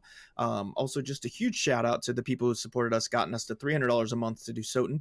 $25 a month patrons are Tina Hacks, Mr. Pizak, Kip, Toasted Muffin Gaming, Kevin Hummert, and new to the group Electronic Logic, who streams some Super Mario ROM hacks, was actually recently doing Conquest of Crystal Palace, which was our cart swap episode. So go give all of these people a follow, except Kevin Hummert. That's just a name. That's not a Twitch channel. So, I mean, you can try and follow them, I guess. That's up to you. You can support us at patreon.com/theframesavers, which helps us pay for our hosting fees and a litany of different expenses that we don't need to get into right now. Or you can also sub to our channel on Twitch, which some of you have done during this broadcast. So thank you so much for that. And a new addition to our Patreon for just $1 a month, you can see all our show notes, which has links to our sources and just you can see how we put an episode together. And again, go follow Swordsman Kirby on the Twitch. Does obviously a number of great speed games. Where was that again, Swordsman Kirby? Talented. Well, where can people find you? Where's again? the Twitch? Where's the Twitch that you do? twitch.tv/swordsmankirby. Absolutely. Unsurprising username, but Okay. Where can they find you? Can I ask you where you what made you pick Swordsman Kirby as your username? it actually doesn't come from a Kirby game. It comes Oh my from, god. I finally drilled into the real lore. Let's go. Okay, where did it come from? It comes from Kirby wearing Link's hat in the original Super Smash Brothers. Okay. Oh, yeah, like you could steal his ability and then you Which is like Link. Yeah, which is the same like green colored cap that he wears in the actual Kirby games, but that's where it comes from. We see this is pure pristine Frame Savers content. We dial into the real lore. Nobody cares about the 4 pages of Kirby's Adventure Manual lore. This is what people come to this show for. You can find me at twitch.tv and youtube.com and Twitter, all of them at Author Blues. How about you, John? You can find me, John Carls, on Twitter and Twitch and on Instagram. If I start posting on there again, I've done a little bit of stream stuff there. John Carls1 on YouTube. As always, we just want to give a shout out to World Podcast. They do a lot of awesome stuff, including Warp World Historians, and I got one. I was recently on their recap for their AGDQ episode. If you want to go check that out, and I have an I got one coming out soon, and so does Auth. Auth has an I got one episode coming out. So go follow those podcasts. You can hear some of your favorite podcasters put in different contexts where we have to come up with inventions and do other weird stuff. And they also have crowd control, which we should talk about at some point on the podcast. But really cool tool to make your games interactive on Twitch. So check that out. As always, we want to give a huge thanks to Brian Morgenthaler for producing this podcast. You can find him at BMorgs TV on Twitter and Twitch. And yeah, I mean, I think our final thought is like, if you haven't played Kirby's Adventure, you need to go play it. Absolutely. If you'd like to watch a world record happen, watch Swordsman Kirby's stream ever.